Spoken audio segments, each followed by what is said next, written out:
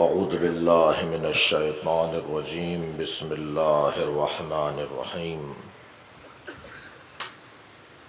الحمد للہ الذی لا یبلغ مدحته القائلون ولا يحصي نعماءه العادون ولا يؤدي حقه المجتهدون الذي ليس لصفته حد محدود ولا نعت موجود ولا وقت معدود ولا أجل ممدود فطر الخلائق بقدرته ونشر الرياح برحمته الصلاة والسلام على الرسول المسدد المصطفى العمجد المحمود الأحمد سيدنا ومولانا ومولى الكونين جد الحسن والحسين عاني أبا القاسم محمد اللهم صل على محمد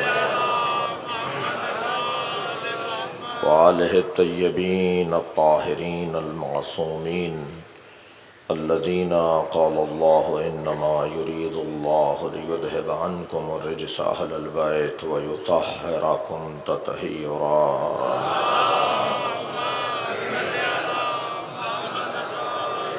ولعنة الله على أعدائهم أجمعين من يوم عداوتهم إلى قيام يوم الدين أما بعد قال الحكيم في القرآن الكريم بسم الله الرحمن الرحيم قل هو الله أحد الله الصمد لم يلد ولم يولد ولم يكن له كفوا أحد صلوات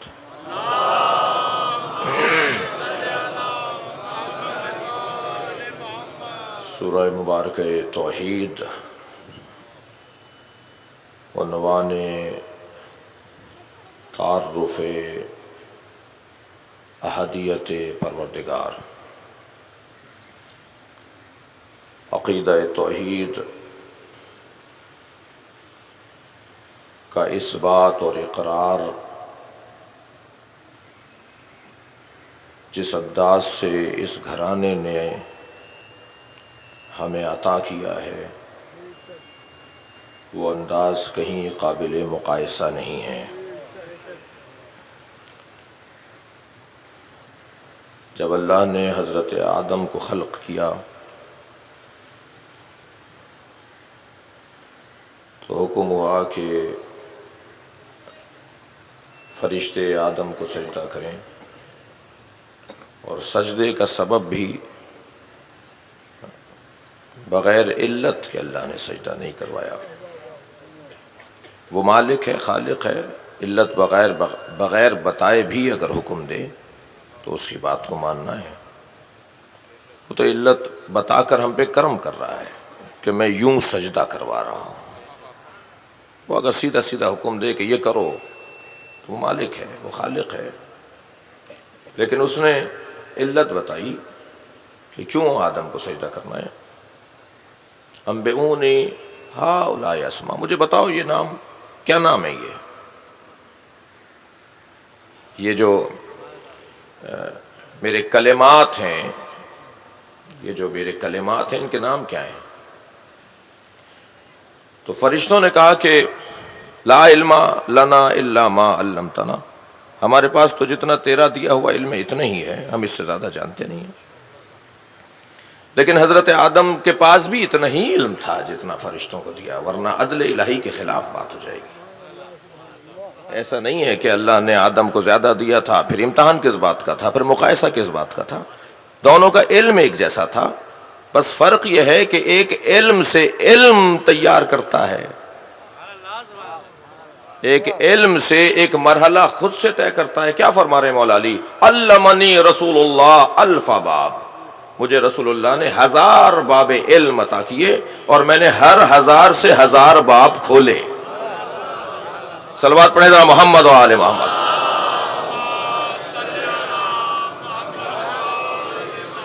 دیکھیے میں ذہن کو صرف ان کمسن ساتھیوں کو ذہن آمادہ کرنے کے لیے ان کو مثال دے رہا ہوں، ورنہ بہت سی مثالیں رقیق ہوتی ہیں اور بہت سی مثالیں دقیق ہوتی ہیں۔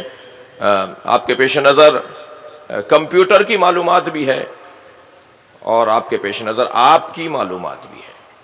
اس میں جن لوگوں نے کمپیوٹر میں جن لوگوں نے معلومات کو ڈالا ہے وہ انسان ہی ہے نا، انسان نے ڈالا ہے نا، مگر اس کو جتنا دیا گیا اتنا ہی رہے گا. میں اور لفظ تھوڑا تبدیل کروں، اس مشین کا کام معلومات کی فراہمی ضرور ہے، استنباط کرنا اس کا کام نہیں ہے، نتیجے دینا اس کا کام نہیں ہے. یہ جو آپ نے ڈال دیا وہی بتائے گا، لیکن انسان کا کام یہ ہے، بسم اللہ، انسان کا کام یہ ہے کہ انسان ایک بات سے دوسری بات کو تیار کرتا ہے. فرشتوں میں اور آدم میں یہی صلاحیت کا فرق ہے،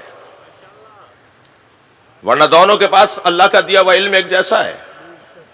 دونوں سے سوال ہو رہا ہے، بتاؤ یہ کلمات کیا ہیں؟ فرشتے کہہ رہے ہیں ہمارے پاس تو جتنا علم ہے اس سے زیادہ ہم کچھ نہیں کہہ سکتے. حضرت آدم نے نام بتا دیے کہ یہ کون ہیں، یہ کیا ہیں، یہ کون ہیں. فوراً کہا وَإِذْ قُلْنَا لِلْمَلَائِكَةِ اسْجُدُوا لِآدَمَ فَسَجَدُوا إِلَّا إِبْلِيسَ. فوراً کہا اس کو سجدہ کرو.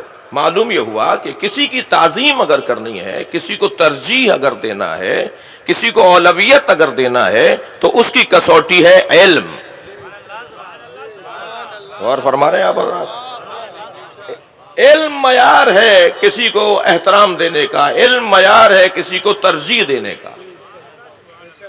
البتہ ایک درجہ اور آگے آئیے، بہت سارے اہل علم ہوتے ہیں مگر ان کا ہی علم ان کے خلاف ثبوت فراہم کر رہا ہوتا ہے.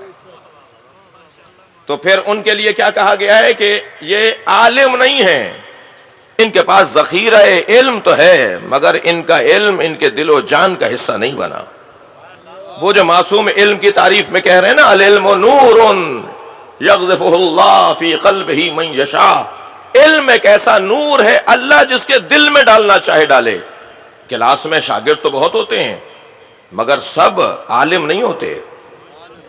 عالم کون کہلائے گا؟ جس کی روح کا حصہ وہ علم ہو جائے، جی، کان سے جا کر زبان سے نکل نہ جائے. صلوات پڑھیں محمد و آل محمد.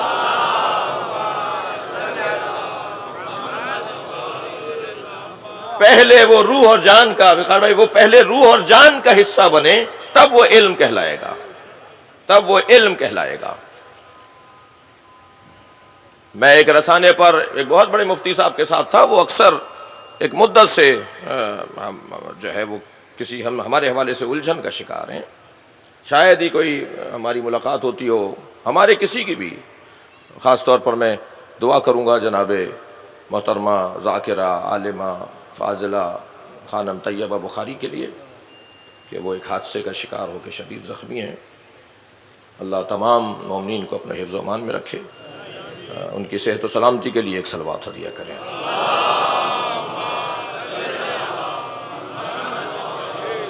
اس سے بہتر صلوات ہدیہ کریں.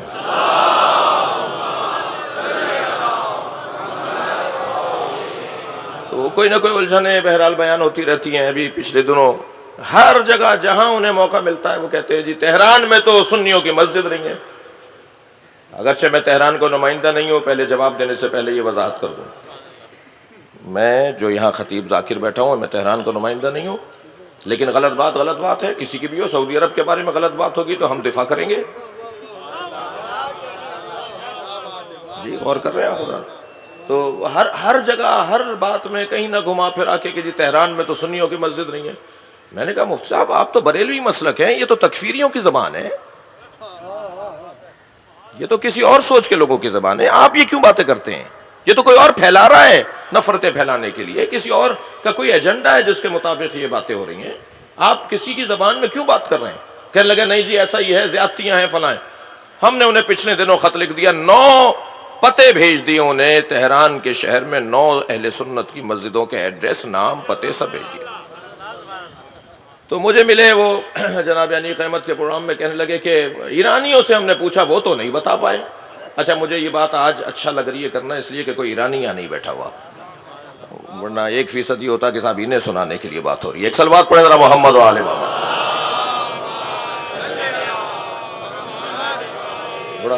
بڑا مشکل ہے ہمارے ہاں جو ہے وہ بہت سارے معاملات میں بڑی مشکلات ہیں. توجہ چاہوں گا. تو میں نے ان کو وہ 9 پتے انہیں بھیجے. مجھ سے کہنے لگے جی ایرانیوں نے تو آج تک نہیں بتایا کہ تہران میں اہل سنت کی بھی مسجدیں ہیں. میں نے کئی ایرانیوں سے پوچھا. میں نے کہا جی میں نے خود ایک ایرانی سے پوچھا کہ ایران میں اہل سنت کی مسجد ہے؟ تو کہنے لگے ایران میں تو شیعوں کی مسجد بھی نہیں ہے. میں نے کہا جی کیا مطلب؟ ہزاروں کی تعداد میں تو شیعہ مسجدوں کو میں جانتا ہوں. کہنے لگے نہیں، ہمارے یہاں شیعوں کی مسجد نہیں ہوتی، اللہ کی مسجد ہوتی ہے. یہ تم نے الجھن بنائی ہوئی ہے کہ یہ بریلویوں کی ہے، یہ دیوبندیوں کی ہے، یہ حنفیوں کی ہے، یہ شیعوں کی ہے. عجیب بات نہیں ہے؟ ذرا جگر تھام کے میرا چپتا ہوا جملہ سنیے، مجھے آپ سے بھی تو کچھ بات کرنی ہے نا.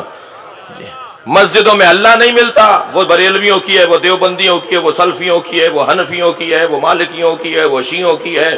مسجدوں میں اللہ نہیں ملتا، امام بارگاہوں میں حسین نہیں ملتے. وہ امروہہ والوں کا ہے، وہ آگرہ والوں کا ہے، وہ پہرسر والوں کا ہے، وہ راجستھان والوں کا ہے. صلوات پڑھیں ذرا محمد و آل محمد.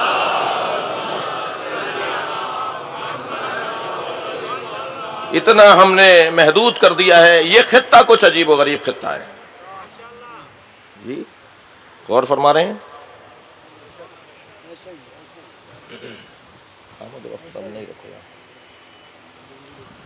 ایک صلوات نبی کی ذات پہ دیا کریں.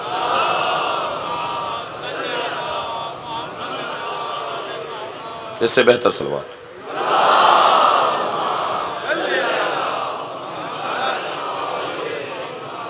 غور فرما رہے ہیں عزیزان گرامی؟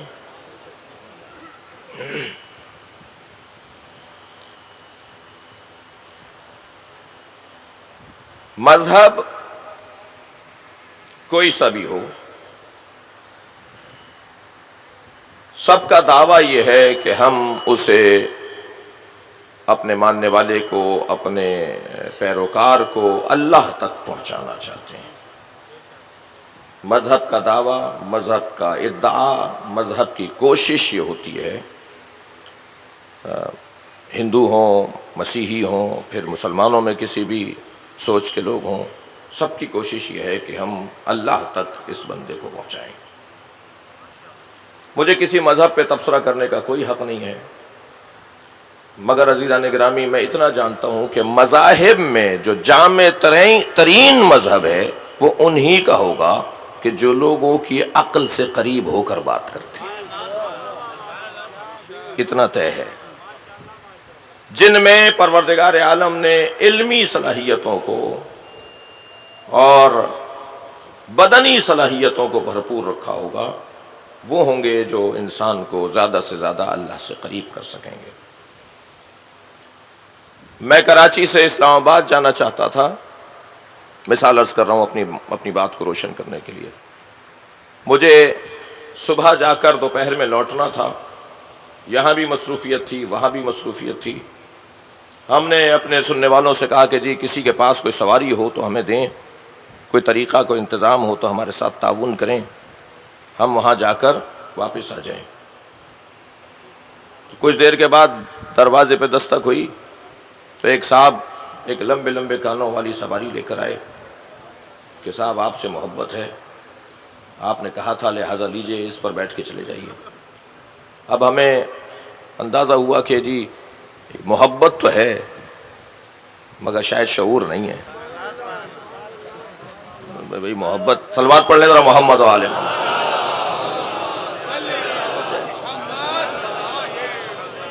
تو اب ہم نے ان کا دل رکھنے کو انہیں تو کچھ نہیں کہا، اور ہم نے کہا صاحب یہ ہماری مراد تو پوری نہیں کرے گی نا یہ سواری کہ ہم جائیں بھی اور واپس بھی آ جائیں، اور جو ہے وہ ہمارے دونوں شہروں کے مسائل بھی ہمارے حل ہو جائیں. کچھ دیر کے بعد پھر دروازے پہ دستک ہوئی تو ایک صاحب کو ہم نے دیکھا کہ جنہوں نے اس سے بہتر سواری ہمارے لیے پیش کر دی کہ جی یہ لے لیجئے اور اس سے آپ اسلام آباد ہو کر واپس آ جائیے.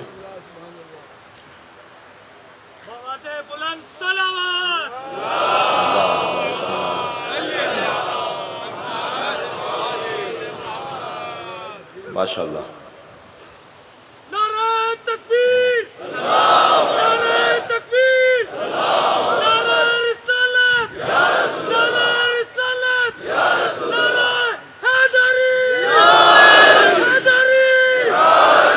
جناب فاروق ستار صاحب تشریف فرما ہوئے ہیں، اس شہر کے پرانے قدیمی سیاستدان، اور پھر ایک دفعہ حسن اتفاق ہو رہا ہے کہ مختلف فیہ شخصیات تشریف فرمائیں. میں ان سے پھر دہراؤں گا کہ اس شہر کی طرف توجہ کریں، خاص طور پر اور عام طور پر حالات پاکستان کے. آپ لوگ تو زیادہ ہم سے مبتلا ہیں، مسائل سے آگاہ و آشنا ہیں. اللہ مشکلات اور پریشانیوں کو برطرف فرمائے. اور امام حسین کا ذکر بھی ایک سبب ہے کہ ہمیں ایک صفحے پہ لا کر بٹھا دیتا ہے. اور میں پھر اس شعر کو، اس مصرے کو دہراؤں گا کہ در حسین پہ ملتے ہیں ہر مزاج کے لوگ، یہ دوستی کا وسیلہ ہے دشمنی کا نہیں. صلوات پڑھیں ذرا محمد و آل محمد.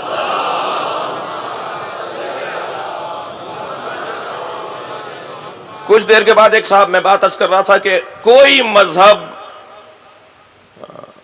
اللہ سے دور نہیں کرتا. سب کا دعویٰ یہ ہے کہ ہم تمہیں اللہ سے قریب کرنا چاہتے ہیں. اور کسی مذہب پہ تبصرہ کرنا، یہ حالات تو یہ بات کی بات ہے، حالات تو دوسرا تقاضا ہے. عقلاً بھی ٹھیک نہیں ہے، تہذیب کے حوالے سے بھی اچھا نہیں ہے کہ کسی کے اوپر کوئی منفی تبصرہ کیا جائے. وہ صاحب ہمارے لیے ایک اور سواری لے کر آ گئے. میں مثال کو اپنی مکمل کروں کہ صاحب جائیے اس پر بیٹھ کر دوبارہ واپس آ جائیے. مگر وہ بھی اس قابل نہیں تھی کہ ہمیں اتنی دور کا سفر کروا کر واپس لے آئے. ہم نے کہا جی یہ بھی محبت تو ہے نا.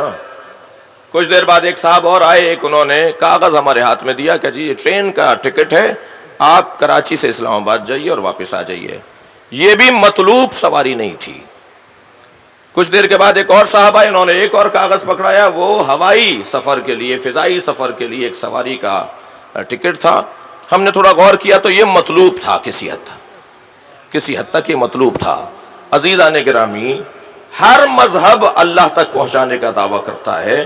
ہمیں اس کے پیچھے لگنا ہے جو یہاں سے وہاں چلا گیا ہو، وہاں سے واپس آ گیا ہو، بستر گرم رہ جائے، زنجیر در ہلتا رہ جائے، پانی کا وضو بہتا رہ جائے اور عرش الہی سے ہو کر سیر کر کے واپس آ جائے.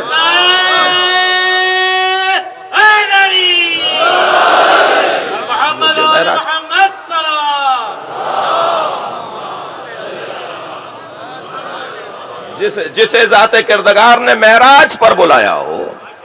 یہ کیا مسئلہ ہے یہاں؟ آپ لوگ تھوڑا رک جائیے کیونکہ یہ مائک بھی ہل جاتا ہے کسی کے چلنے سے اور یہ ممبر بھی ہل جاتا ہے. یا تو انتظامات بہتر کیجئے. صلوات پڑھیں ذرا محمد و آل محمد.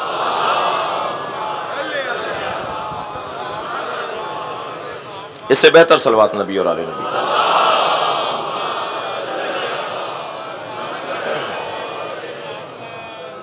میں ویسے اپنی ناراحتی کہیں اور نکالوں.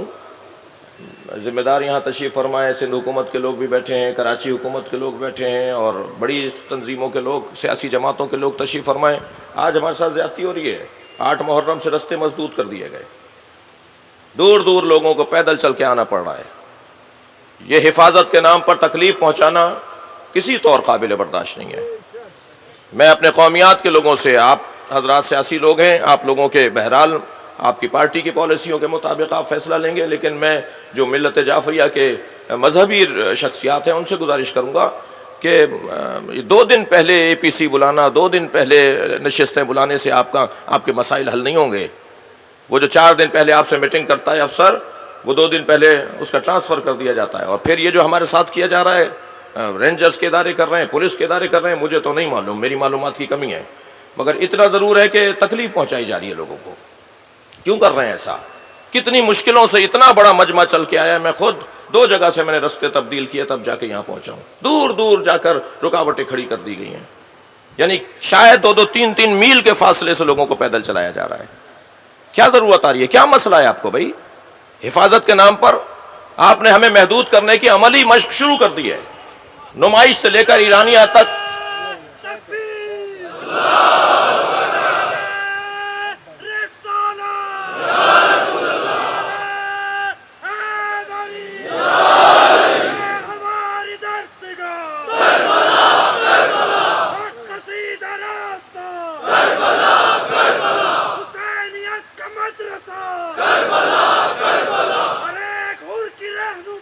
کربلا کربلا حسینیت زندہ باد.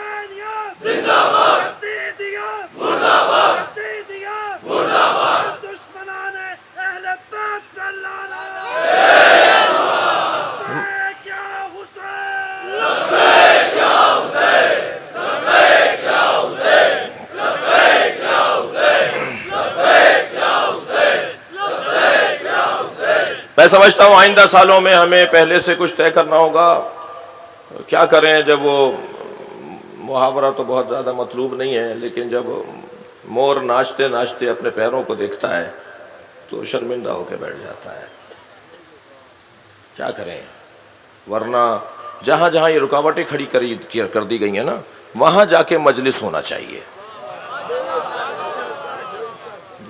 اور ایک اور میں اس پہ آئندہ سال غور کریں ہمارے لوگ، کہ کوئی اپنی سواری میں بیٹھ کر نہیں آئے گا. پورے کراچی میں ہر شخص اپنے گھر سے پیدل چلے گا، اور پھر دیکھیے گا پورے کراچی میں امام حسین کا جلوس ہر کوچے اور ہر گلی اور ہر روڈ پر نظر آئے گا، اور بغیر علم کے کوئی نہیں چلے گا. اپنے ہاتھ میں علم لے کے اپنے گھروں سے چلیے.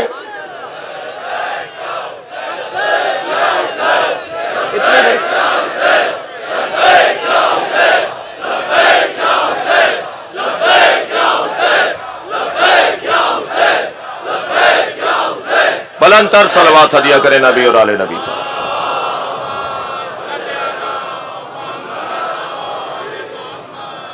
نہیں کیجئے ہمارے ساتھ ایسا نہیں کیجئے. ابھی ہندو برادری کے کچھ لوگوں کا پیغام ہمیں ملا تھا کہ جی کراچی کے سارے پنڈت آ رہے ہیں مجلس میں. سیاستدان الحمدللہ پہلے مسلمان ہیں پھر سیاستدان ہیں، مجالس میں تشریف فرما ہے. سنی مجالس میں کل کتنی بڑی تعداد برادران اہل سنت کی، مختلف دیوبندی تھے، بریلوی تھے، اہل حدیث تھے، سبھی یہاں تشریف فرما تھے. تو امام حسین کا ذکر کسی مذہب مسلک کے اندر محدود نہیں ہے. ہندوستان میں آپ دیکھیے ہندو امام حسین کا ذکر، یہ برہمن حسینی برہمن کون ہے؟ یہ ہندو ہے نا. اسی سندھ میں کئی مجلسیں پڑھتا ہوں، ہندوؤں کے گھر مجالس پڑھنے جاتا ہوں. یہ کس نے کہہ دیا کہ ہماری ہے کربلا؟ حق بات تم کہو تو تمہاری ہے کربلا. تو اس کو یہ محدود نہیں ہے. کوئی سمجھائے کہ یہ مسئلہ تشیع کا نہیں ہے، یہ مسئلہ ہاں شیعہ اس کے خادم ہیں، نوکر ہیں. شیعہ امام حسین کے زداری کے نوکر ہیں، مالک نہیں ہیں. اور مالکوں کے مہمانوں کا ان کو خیال رکھنا ہوتا ہے. تو آپ حصہ ڈالیے. میں تو کہتا ہوں رینجرز کے ڈی جی صاحب کو کالے کپڑے پہن کے آنا چاہیے، کیونکہ وہ مسلمان نہیں ہے. پولیس کے آئی جی کو کالے کپڑے پہن کے آنا چاہیے، وردی کے علاوہ کالے کپڑے نہیں. میں میرا اس وقت تکلیف میں ہوں. اس کے باوجود آپ غور فرمائیں، اس کے باوجود کتنا بڑا مجمع ہے. اور ابھی سینکڑوں ہزاروں لوگ ہیں جو رستے میں مشکلات کا، اور بعض بزرگ ہوتے ہیں جی واپس چلو اب رستہ نہیں مل رہا. عزیزان گرامی، ہر مذہب اللہ سے قریب کرتا ہے. مذہب کا کام یہ ہے کہ وہ اللہ سے قریب تر کرے. لہذا وہ مذہب چاہیے، وہ دین چاہیے، وہ دین رہنما چاہیے جو اللہ سے خود قریب تر ہو. کیا کہا تھا؟ اے ابلیس ما منعک ان تسجد لما خلقت بیدی، تجھے اسے کس نے روکا تھا سجدہ کرنے سے جسے ہم نے اپنے دونوں ہاتھوں سے بنایا ہے. یا اللہ، دونوں ہاتھوں سے؟ اللہ کا ایک ہاتھ، اللہ کے دو ہاتھ. میرے دو ہاتھ ہوتے ہیں، اللہ کے دو ہاتھوں کا کیا فلسفہ ہے؟ کسے اللہ نے بنایا ہے ہمیں قریب کرنے کے لیے اپنی ذات سے؟ انہیں واسطہ فیض بنایا ہے. کبھی انبیاء کرام کی صورت میں، کبھی اولیاء الہی کی صورت میں، کبھی ائمہ اہل بیت کی صورت میں، کبھی اصحاب منتجبین کی صورت میں. یہ ذریعہ ہیں تاکہ ہم اللہ سے قریب تر ہوتے چلے جائیں. اور اللہ ماننے کے لیے علم چاہیے، اور اللہ پہچاننے کے لیے طاقت و توانائی و شجاعت چاہیے. اللہ منوانا ہے، اللہ پہچاننا ہے. ہمیں اللہ کے وجود پر دلائل اور اللہ کی وحدانیت پر گفتگو کرنے کے لیے علم کا بھرپور ذخیرہ چاہیے.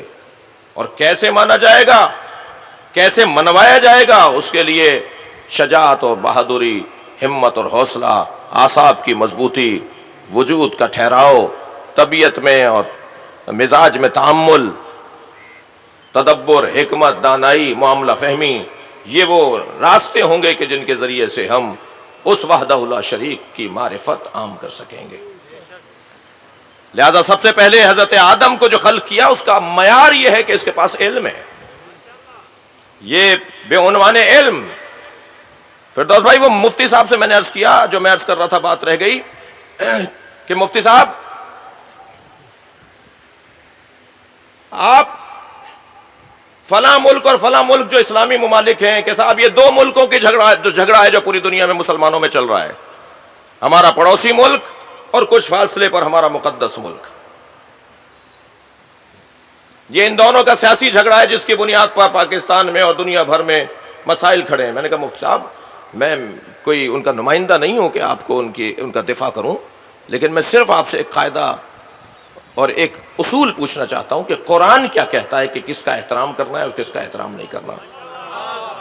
قرآن کہتا ہے ان اکرمکم عند اللہ اتقاکم، جو تم میں زیادہ متقی ہے اس کا اکرام کرو. میں زیادہ تفصیل میں نہیں جاؤں گا، خود ہی طے کر لو کہ جس کے ہاں تقوی زیادہ ہے اسی کا اکرام کرنا ہے. تو علم جب تک ہماری روح کا حصہ نہیں بنے گا اس وقت تک علم علم نہیں کہلائے گا بلکہ وبال جان بن جائے گا. کیا خوب کہا ہے سرکار دو جہاں نے، العلم حجاب اکبر. زیادہ تر آپ کو پڑھے لکھے لوگ ملیں گے جو فسادی بھی ہوں گے، یعنی فسادیوں میں زیادہ تر پڑھے لکھے لوگ ملیں گے، اور امن و امان پھیلانے والے، کوشش کرنے والے، لوگوں کو چین سکون کی فراہمی کے لیے کوشش کرنے والے، وہ بھی آپ کو پڑھے لکھے لوگ ملیں گے. مگر دونوں میں فرق کیا ہے؟ ایک وہ ہے جس کا علم اس کے کان سے داخل ہوا، سماعتوں سے داخل ہوا اور زبانوں سے باہر نکل گیا، اور ایک وہ ہے جس کا علم سماعت سے داخل ہوا، روح کا حصہ بنا، پہلے اس پر اثر کیا، اب وہ خاموش بھی رہتا ہے تو ہدایت دے رہا ہوتا ہے. صلوات پڑھیں محمد و آل محمد پر.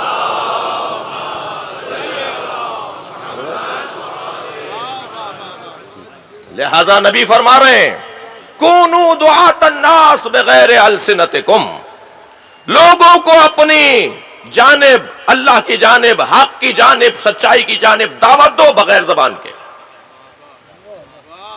غور کریں اس حدیث کے اوپر. زبان سے نہیں بلاؤ یا رسول اللہ، زبان بلانا اور زبان سے نہ بلانا، فرمایا اپنے کردار سے بلاؤ. تمہارا کردار پکار کر بتائے کہ تم مسلمان ہو، تمہارے رویے پکار کر بتائیں کہ تم مسلمان ہو. عزیزان گرامی، میں یہ ایک لباس پہنے بیٹھا ہوں نا، آپ سب لباس پہنے بیٹھے ہیں. بعض شعبوں کے لباس مخصوص ہو گئے، ڈاکٹر وہ سفید کوٹ پہنیں گے، مثال وکیل صاحب وہ کالا کوٹ پہنیں گے، جی پولیس والے ایسے پہنیں گے، فلاں فورس والے ایسے پہنیں گے، علماء سر پہ پگڑی باندھیں گے، جی لمبے لمبے کپڑے پہنیں گے. مختلف شعبوں کے مختلف لباس ہو گئے ہیں. یہ لباس شناخت کا ذریعہ ہیں، فضیلت کا ذریعہ نہیں ہے.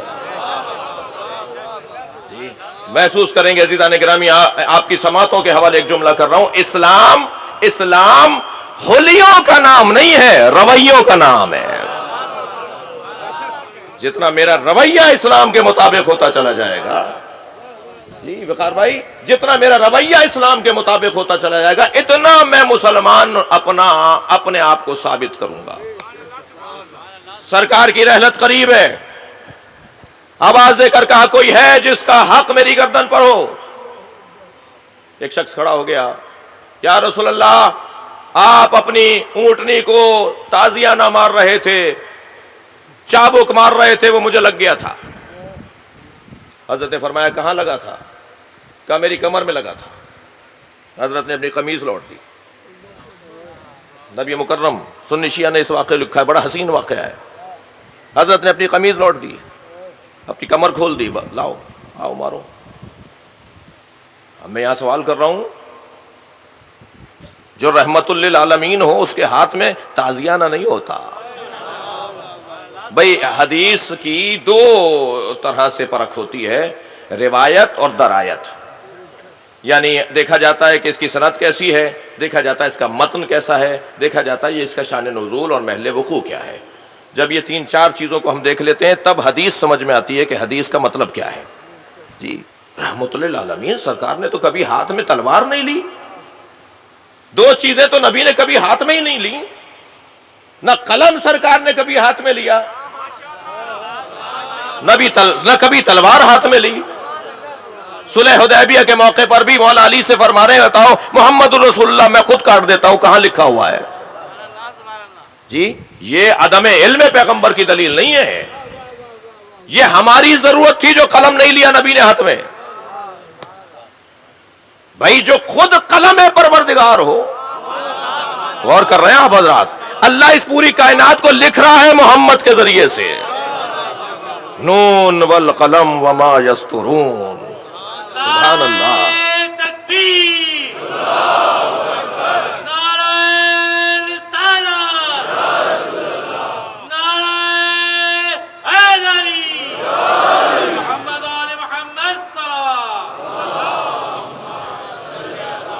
نون قسم ہے قلم کی اور ان سطروں کی جو اس قلم کے ذریعے لکھی جاتی ہیں. اول ما خلق اللہ نوری، اللہ نے سب سے پہلے میرے نور کو بنایا، نبی فرما رہے ہیں. اول ما خلق اللہ العقل، اللہ نے سب سے پہلے عقل کو خلق کیا، نبی فرما رہے ہیں. یہ دونوں حدیثوں میں تضاد نہیں ہے. پھر فرماتے ہیں اول ما خلق اللہ القلم، اللہ نے سب سے پہلے قلم کو بنایا ہے. یا رسول اللہ، عقل پہلے بنی ہے، قلم پہلے بنا ہے، یا آپ کا نور پہلے بنا ہے؟ عجب نہیں جواب آئی، یہ تینوں علیحدہ کہاں ہیں؟ جو عقل مطلق ہے وہی محمد مصطفیٰ ہے، جو نور اول ہے وہی سرکار کی ذات ہے، جو قلم الہی ہے وہی نبی کی ذات ہے.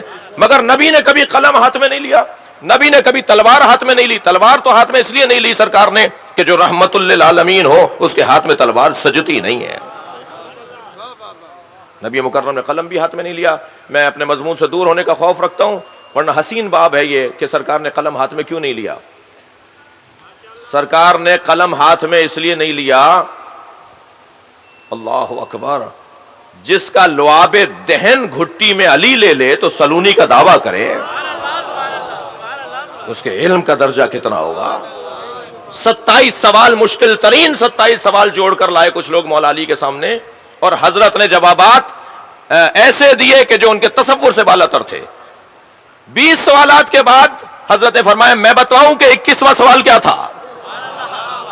تم 22واں سوال کیا سوچ کر آئے تھے؟ تم 23واں سوال کیا سوچ کر آئے تھے؟ سوال جو جانتا ہو اس کا جواب کتنا ہوگا. تو جب میرے مولا نے 27 سوالات کے جوابات دے دیے تو ایک انہی لوگوں میں سے کسی نے کہا آپ کا علم نبی کے علم کے برابر ہے. میرے مولا کی پیشانی پہ بل آ گیا، فرمایا ہاذا لعاب النبی، میرا علم لعاب نبی ہے، مجھے نبی کے برابر نہیں کہنا. جی، جس کا علم اس درجے پر ہو وہ کبھی قلم ہاتھ میں کیوں نہیں لے رہا؟ اس کا قلم ہاتھ میں نہ لینا ایک مثال کے ذریعے جلدی سے عرض کرتا ہوں، عجلت میں عرض کرتا ہوں وقتی نزاکت کو محسوس کرتے ہوئے. ہمارے ایک بہت بزرگ عالم دین تھے علامہ محمد حسین طباطبائی. وہ ہر کچھ مدت بعد اپنے بیٹے سے کہتے تھے کہ بیٹا یہ کچھ کاغذ ہیں، اسے کنویں میں ڈال کے آ جاؤ. اور ان کے فرزند جو ابھی بقید حیات ہیں، ضعیف العمر ہیں، وہ کاغذ کنویں میں ڈال کے آ جاتے تھے.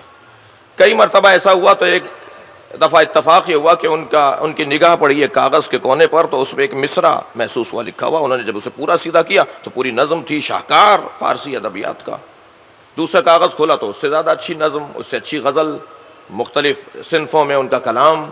واپس لے آئے، کہنے لگے بابا یہ آپ نے مجھے دیا تھا کہ جا کے کنویں میں ڈال کر آ جاؤں، مگر اس کے اندر تو بہترین کلام ہے، اس میں ادبیات کا بہترین شاہکار ہے. کہنے لگے بیٹا تمہیں نہیں پتا میں شعر کہتا ہوں، مجھے اللہ نے شعر کہنے کی صلاحیت دی ہے. جب بہت ساری غزلیں اور نظمیں جمع ہو جاتی ہیں تو میں تم سے کہتا ہوں ان کاغذوں کو جا کے کنویں میں ڈال دو. تو کہا بابا آخر ماجرا کیا ہے؟ یہ تو محفوظ رہنی چاہیے، آئندہ کام آئیں گی، لوگ استفادہ کریں گے. کہنے لگے تمہیں نہیں پتا میں تفسیر قرآن لکھ رہا ہوں، میں نہیں چاہتا کہ تفسیر قرآن کے ساتھ میرا دیوان آئے، لوگ کہیں گے شاعر نے تفسیر لکھی ہے، میں اپنی ذات کی نفی کروں گا تو اللہ کے کلام کی طرف توجہ ہوگی. عزیزو، سرکار نے قلم ہاتھ میں اس لیے نہیں لیا کہ اگر کسی ایک نے بھی دیکھ لیا ہوتا نا یہ کچھ لکھ رہے ہیں تو کہتے یہ قرآن انہوں نے لکھا ہے. اللہ کا کلام اللہ ہی کا رہے. صلوات پڑھیں محمد و آل محمد پر.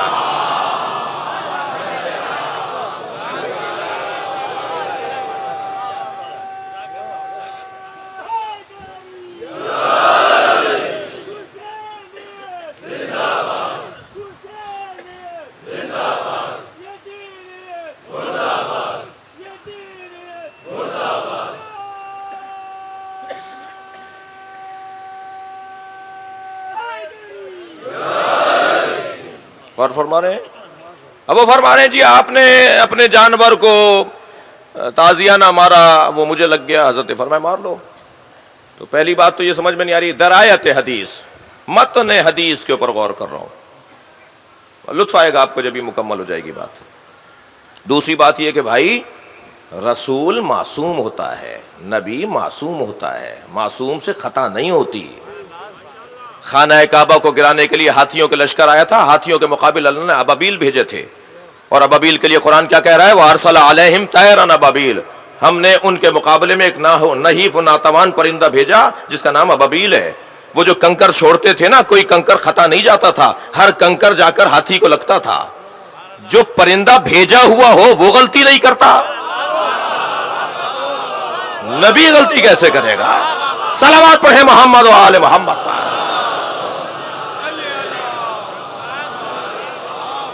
حضرت نے فرمایا اچھا ایسا ہوا تھا تو تم آؤ ہمیں مار لو۔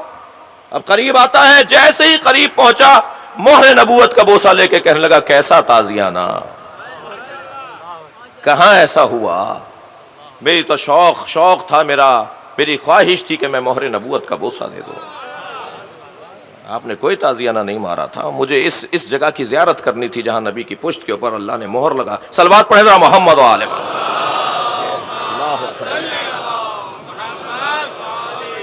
پروردگار عالم نے اپنے حبیب کی پشت پر، شانے پر مہر لگا کے بھیجا تھا۔ فرمایا مجھے مہر نبوت کا بوسہ دینا تھا۔ اب آپ کی سماعتیں الحمدللہ بھرپور میرے ساتھ ہیں تو میں ایک جملہ کہتا ہوا آگے بڑھوں۔ کمال صحابیت یہ ہے کہ مہر نبوت کا بوسہ دے، اور کمال اہل بیت یہ ہے کہ دوش نبی پر حسنین آ کے بیٹھ جائیں۔ صلوات پڑھے محمد و آل محمد پر۔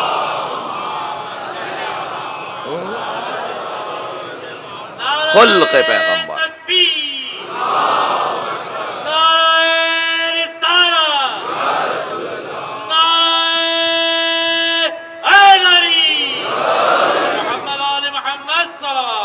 اللہم صلی علی محمد۔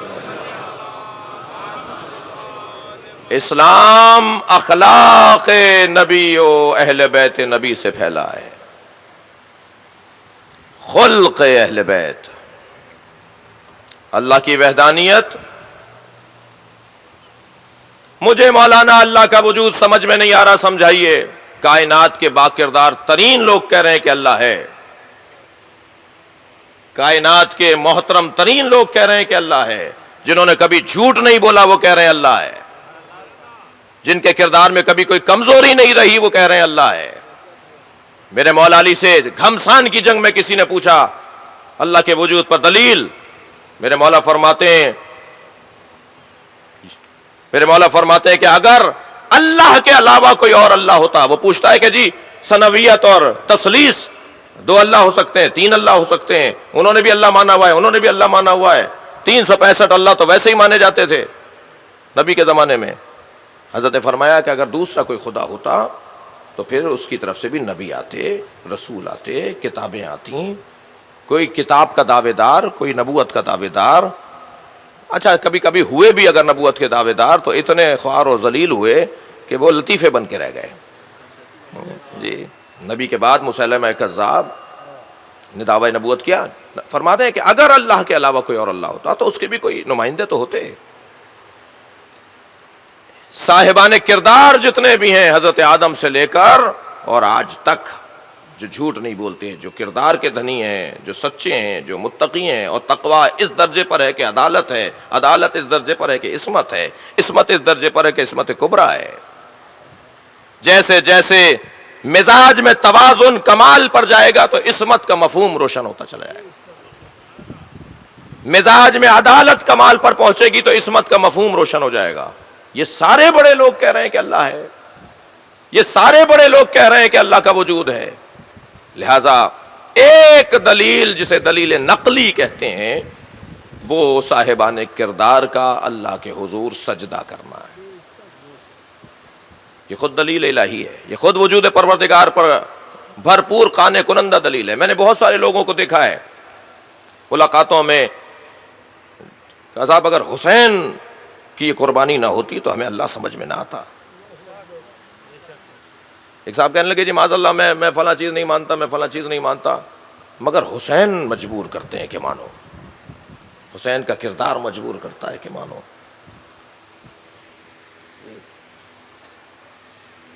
ماشاءاللہ آگے آ جائیے، فاروق ستار صاحب کے برابر میں آ جائیے۔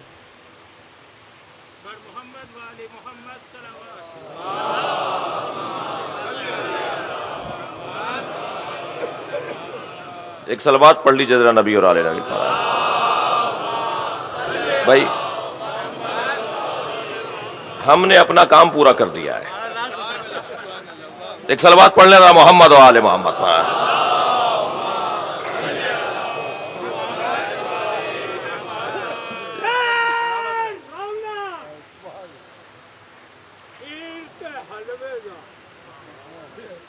ان کی بڑی حکمت آمیز رباعیاں ہوتی ہیں، میں اس لیے انہیں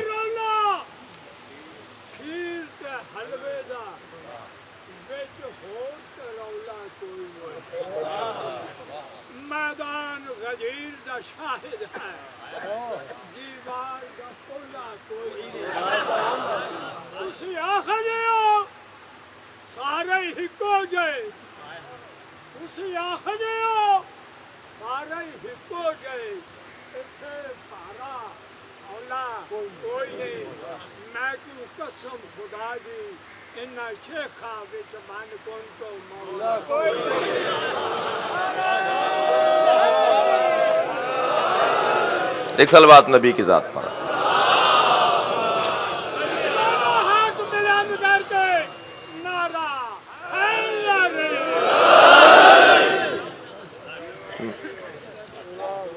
مجھے دل کر رہا ہے کہ یہ دو مصرے دوبارہ پڑھ دوں.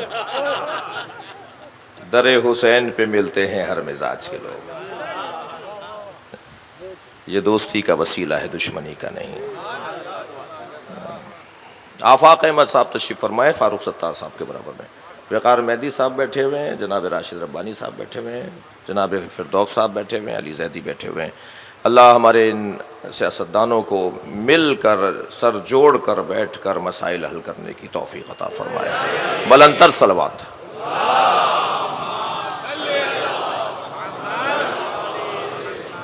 بھائی اس سے بہتر صلوات ممکن ہے؟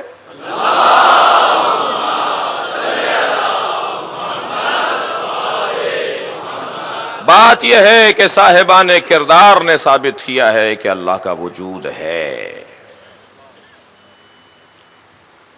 عصر عاشور امام حسین کا اطمینان قلب دلیل ہے کہ کوئی ہے جسے حسین راضی کرنا چاہتے ہیں، ورنہ کمزور نہیں تھے.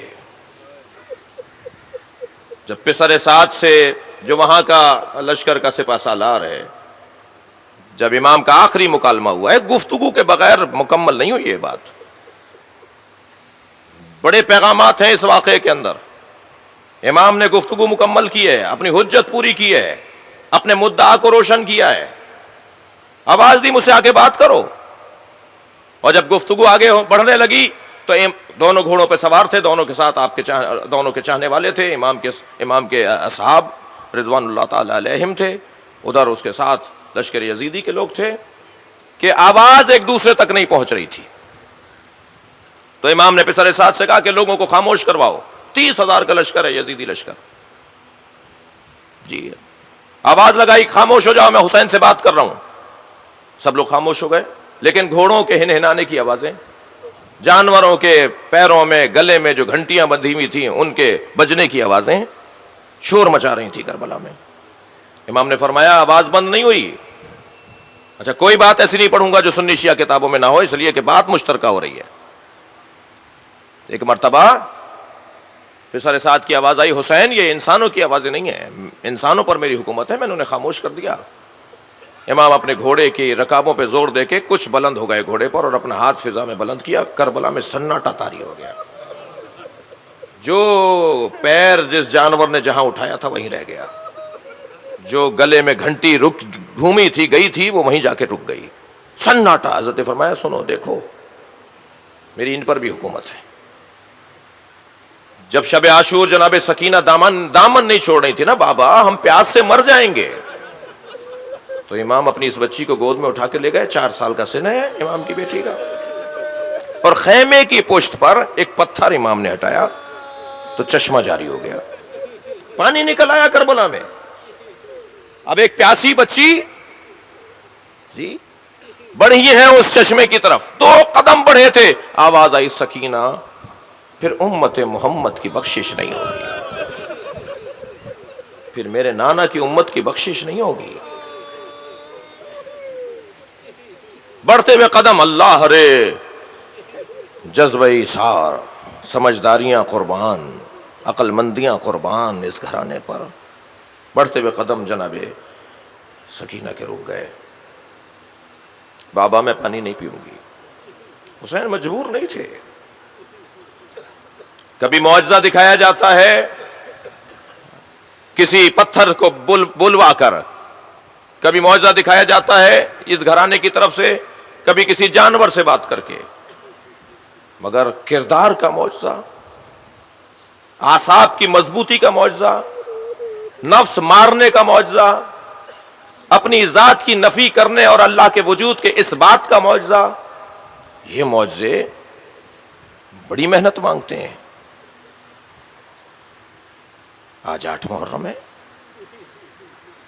میں اپنے ان مہمان دوستوں سے کہوں گا کہ بر صغیر کی عزاداری کا دستور ہے کہ 8 محرم مخصوص ہے سردار کربلا، علمدار لشکر حسینی، حضرت عباس علمدار سے. آج ہر گھر کے اندر ہمارے ہاں، میں پہلے کہہ چکا ہوں سنی شیعہ کا بھی مسئلہ نہیں ہے، عقیدت کا تعلق ایک عجیب تعلق ہے. ہر گھر میں آج حضرت عباس کی نظر ہوتی ہے. اچھا کبھی غور کیا حاضری حضرت عباس ہی کی کیوں ہوتی ہے؟ حاضری تو کسی سے بھی منسوب کر لیں. کہا جی حاضری ہے مولا عباس کی. یہ علم حضرت عباس سے ہی کیوں منسوب ہے؟ پوری دنیا میں علم لگے ہوئے ہیں، یہ علم سے تعلق عباس کا کیا ہے؟ یہ علم لے کر گئے تھے، بازو کٹوا دیے اس علم کی خاطر، مگر اس علم کو گرنے نہیں دیا. ہمت، شجاعت، بہادری کا عنوان اور استعارہ ہے یہ علم. حاضری حضرت عباس سے مخصوص کیوں ہے؟ حاضری حضرت عباس سے مخصوص اس لیے ہے کہ حضرت عباس کا کام تھا پانی اور کھانے کا انتظام کرنا. یہ جو العطش ہائے پیاس، یزیدی لشکر میں حور ابن یزید رہائی جو امام حسین کے لشکر کو، امام حسین کے قافلے کو گھیر کے کربلا لایا تھا، وہ شب عاشور جاگتا رہا، بے چین رہا. میں اپنے آپ کو جنت و دوزخ میں دیکھ رہا ہوں. اپنے بیٹے علی ابن حسین سے کہا تمہیں آواز آ رہی ہے؟ کہا بابا پیاس پیاس پیاس، پانی پانی کی آوازیں آ رہی ہیں. امام نے فرمایا یہ اہل بیت کے بچوں کی آوازیں ہیں، میں انہیں اگر یہاں نہ لایا ہوتا تو یہ پیاسے نہ ہوتے. میں خود کو جنت اور دوزخ کے درمیان دیکھ رہا ہوں. اور دوسرے دن صبح چلا گیا امام حسین کے پاس معافی مانگنے، اور امام کی طرف سے شہید ہوا ہے. حر کو حر، اسی لیے امام نے کہا حر انت حر فی الدنیا والآخرہ، تم نے ثابت کر دیا تم دنیا میں بھی حر ہو اور آخرت میں تو تم حر ہو. اس حر نے آوازیں سنوائی اپنے لوگوں کو، دیکھو یہ کیا ہو رہا ہے، یہ بچے چھوٹے چھوٹے پیاسے ہیں. آپ آمادہ ہیں گریا کرنے کے لیے. میں ایک جملہ کہوں، یہ جتنے پیاسے تھے اتنے بھوکے بھی تھے، مگر پانی مانگنا مروت کے خلاف نہیں ہے، روٹی مانگنا مروت کے خلاف ہے. کہیں نہیں ملے گا آپ کو کہ انہوں نے روٹی مانگی ہو. الجو الجو، بھوک لگ رہی ہے، یہ کسی بچے تک نے نہیں کہا کربلا میں، مگر مانگا تو پانی مانگا. ہمیں پانی چاہیے، ہمیں پانی چاہیے. کیا گزر رہی ہوگی اس کے اوپر جس کا کام ہے کہ لوگوں کو قافلے کو پانی اور روٹی اور غذا فراہم کرے. وہ کھانا فراہم نہیں کر سکا، آج پوری دنیا میں اس کے نام پر کھانا کھلایا جاتا ہے. آج پوری دنیا میں اس کے نام پر سبیل لگائی جاتی ہے، اس لیے کہ ایک واقعہ گزرا تھا جس میں ایسا ہوا تھا. عزادارو چلیے اس ماں کو بھی سلام کیجئے کہ جو روزانہ جنت البقیع جاتی ہیں، اپنی انگشت شہادت سے 4 قبروں کے نشان بناتی ہیں، اپنے 4 بیٹوں کے نام قبروں پر لکھ کر کہتی ہیں خود مدینے میں ہیں، بیٹے کربلا میں شہید ہو گئے. تو جنت البقیع جا کر 4 بچوں کے نام لکھ کر کہتی ہیں لا تدعونی ام البنین، مجھے ام البنین مت کہا کرو. ام البنین تو بیٹوں کی ماں کو کہتے ہیں. میرے وہ بیٹے کہاں رہ گئے جن کی میں ماں ہوں؟ میرا عباس کربلا میں، میرا عون کربلا میں، میرا جعفر کربلا میں، میرا عثمان کربلا میں سو گیا. میں اب ان بیٹوں کی ماں کہاں رہی؟ اللہ اکبر. جب خبر شہادت آئی تھی امام حسین کی تو ایک مرتبہ اپنے صحن خانہ کے اندر دائیں اور بائیں چلتے ہوئے کہہ رہی تھی میں عباس کو دودھ نہیں بخشوں گی. میں نے عباس کو جوان اس لیے کیا تھا کہ حسین کی حفاظت کرے. کئی دن تک جناب ام البنین کو اضطراب رہا. جب خبر آئی نا کہ حسین اس وقت شہید ہوئے تھے جب عباس کے بازو کٹ چکے تھے, جب عباس گھوڑے سے گر کر شہید ہو چکے تھے, اور حسین نے کمر پکڑ کے کہا تھا الآن انکسر ظہری, اب میری کمر ٹوٹ گئی, عباس تمہارے جانے نے میرے حوصلے توڑ ڈالے, اب اس دنیا میں رہنے کا مزہ نہیں رہا. آپ نے گریہ کر لیا, مجلس ہو گئی ہے, 2 منزل اور لے لیجئے. جب جناب عباس نے سلام کہا ہے نا مولا گھوڑے سے گرتے ہوئے, مولا میرا سلام آخر لیجئے گا. امام حسین کو حضرت عباس واحد مجاہد ہیں جنہوں نے امام حسین کو مدد کے لیے نہیں بلایا بلکہ فرمایا میرا سلام آخر, اس لیے کہ عباس جانتے ہیں کہ میری اس پکار پر میرے مولا کا کیا حال ہوگا. آپ رو رہے ہیں عزادارو, یہ واحد آواز ہے جس پر امام حسین آدھے رستے تک گئے ہیں گھوڑے پر, اس جانب جہاں سے حضرت عباس کی آواز آئی تھی, پھر پلٹ کر جناب زینب کے خیمے کی طرف آئے.